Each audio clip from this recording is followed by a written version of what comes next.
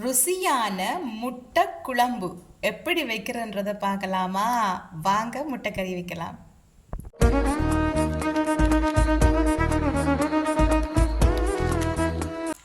முட்டை குழம்பு வைக்கிறதுக்கு முதல் முட்டையை நல்லா அவிச்சு, இது புது முட்டை, ஸோ அதனால் ஓடு கலர்றது கொஞ்சம் கஷ்டமாக போயிட்டுது.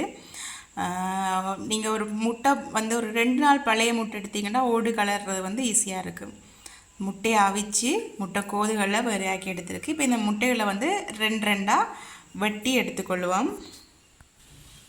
இந்த மாதிரி முட்டையெல்லாம் வந்து கோழி இப்போ தான் கூவுது. இந்த மாதிரி முட்டையெல்லாம் வந்து 2 வெட்டி எடுத்துக்கொள்ளுங்க. இப்படி தட்டையான பேன் எடுத்துக்கொள்ளுங்க, ஈஸியாக இருக்கும். பேன் நல்லா சூடானதும் எண்ணெய் கொஞ்சம் ஊற்றிடுங்க. எண்ணெய் சூடானதும் கடுகு, சின்ன சீரகம் போட்டு நல்லா வதக்கி விடுங்க. குழம்பு வைக்க போகிறோம். ஸோ இதுக்கு கொஞ்சமாக மசாலாத்தூள், சூடான எண்ணெயிலே மசாலாத்தூள், அதுக்கப்புறம் வந்து கொச்சிக்காத்தூள், சில்லி பவுடர்,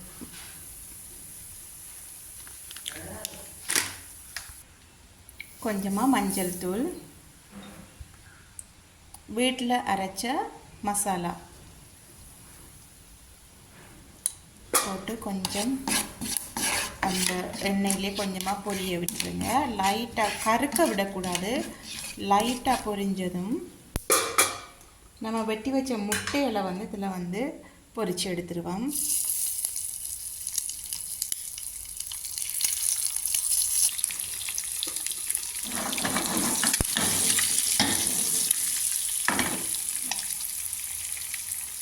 இந்த மாதிரி நல்லா பொரிச்சு எடுத்துக்கொள்ளுங்க. 2 பக்கம் நல்லாவே மசாலா இறங்குறதுக்கு பொரிச்சுக்கொள்ளுங்க. இப்போ மேலால் வந்து கொஞ்சமாக உப்பு போட்டுக்கொள்ளுங்க. கொஞ்சமாக உப்புத்தூள், மெல்லிய தீயில இதை பொரித்து எடுத்துக்கொள்ளணும்.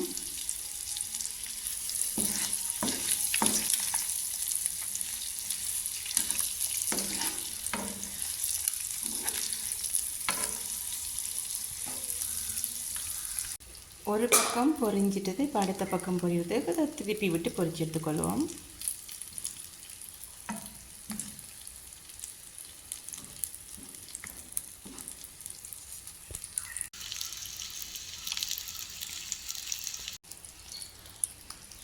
ஓரளவு பொரிஞ்சிட்டு எல்லாமே. இப்போ இந்த எல்லாத்தையும் வேறையாக எடுத்துருவோம். முட்டை எல்லாத்தையும் வேறையாக எடுத்துட்டு நம்ம வெங்காயம் எல்லாம் போட்டு வதக்கி ஃபைன் பண்ணுவோம்.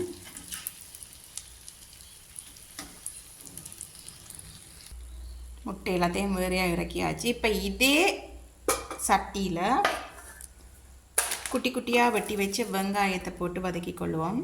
தாராளமாக வெங்காயம் போடுங்க, அப்போ தான் நல்ல டேஸ்ட்டாக இருக்கும். வெங்காயம் போடும்போது இந்த மாதிரி நசுக்கிட்டு போடுங்க, அப்போ தான் வெங்காய வாசனை வந்து கறியில் ஃபுல்லாகவே இறங்கி நல்ல டேஸ்ட்டாக இருக்கும்.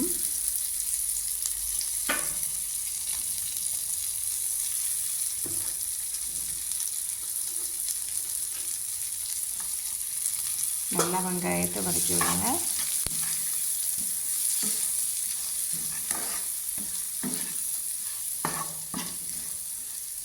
வெங்காயம் வதக்கும் போது கொஞ்சமாக உப்பு சேர்த்துக்கொள்ளுங்க. நம்ம முட்டைக்கு ஏற்கனவே கொஞ்சம் தான் உப்பு சேர்த்துருக்கோம், அதனால் பயப்படாமல் தாராளமாக நீங்கள் தேவையான அளவு உப்பு சேர்த்துக்கொள்ளுங்க.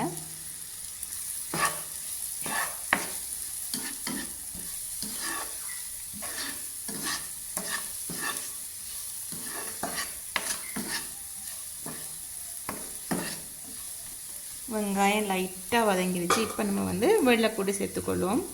குட்டி குட்டியாக வெட்டின வெள்ளைப்பூடு, வெள்ளை வெங்காயம் சேர்த்துக்கோங்க.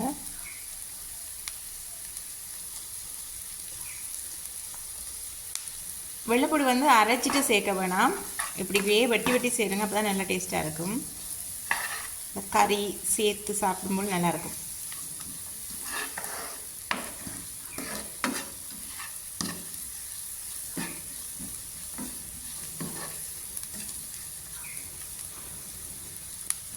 வெங்காயம் வெங்காயம் வெள்ளைப்பூடும் வதங்கி வருது. இப்போ நீங்கள் வந்து கருவேப்பிலை வந்து சேர்த்துக்கொள்ளுங்க.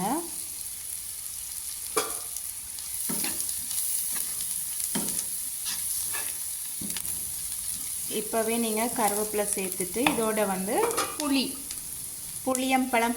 ஸோ புளியம்பழத்தில் புளியில் 2 அப்படியே கொட்டையோடையே போட்டுருங்க. கொட்டை எடுத்துகிட்டு போட்டாலும் ஒன்று தான், கொட்டை எடுக்காமல் போட்டாலும் ஒன்று தான். புளி வந்து சேர்த்துக்கோங்க. சேர்த்து நல்லா வதக்கி விடுங்க. இப்போ நம்ம வதங்கின இந்த ஸ்டேஜில் தக்காளியை வந்து சேர்த்துக்கொள்ளுங்க.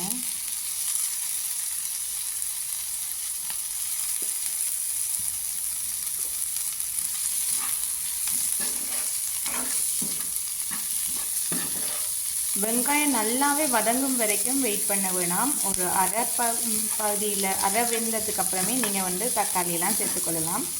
அப்போ தான் வந்து கறிக்கு வந்து அந்த வெங்காயம் வந்து ஃபுல்லாகவே வதங்கி கரையாமலுக்கு ஒரு 3/4 பக்குவத்தில் வந்து கரைஞ்சி இருக்கும் வெங்காயம்.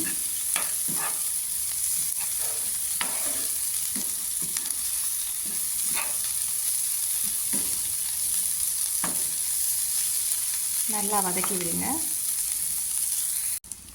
நல்லா வதங்கி வந்ததுக்கப்புறம் எடுத்து வச்சிருக்கிற தேங்காய் தலைப்பால் வந்து ஊற்றிக்கொள்ளுங்க.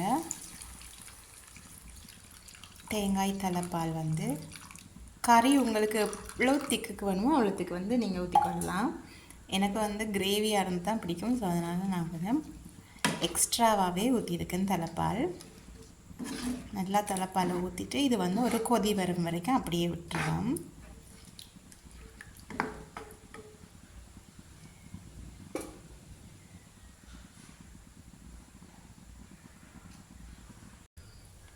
பால் கொதிக்க ஆரம்பிச்சிருச்சு.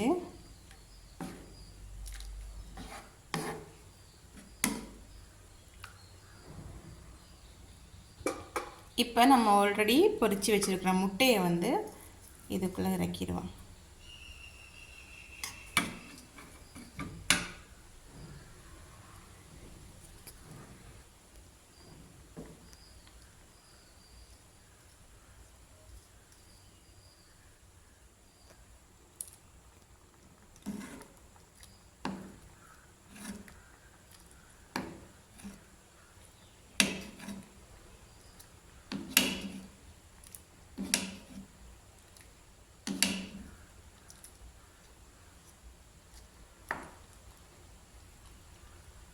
நல்லா ஒரு கொதி நல்லா பெருசாக வந்ததுக்கப்புறம் நீங்கள் இறக்கிட்டு சாப்பிடுங்க. சோறோடு சாப்பிடலாம், இடியப்பம், புட்டு, ரொட்டி, இல்லை நீங்கள் சப்பாத்தி தான் செய்கிறீங்கன்னு சொன்னால் அது கூட நல்ல டேஸ்ட்டாக இருக்கும்.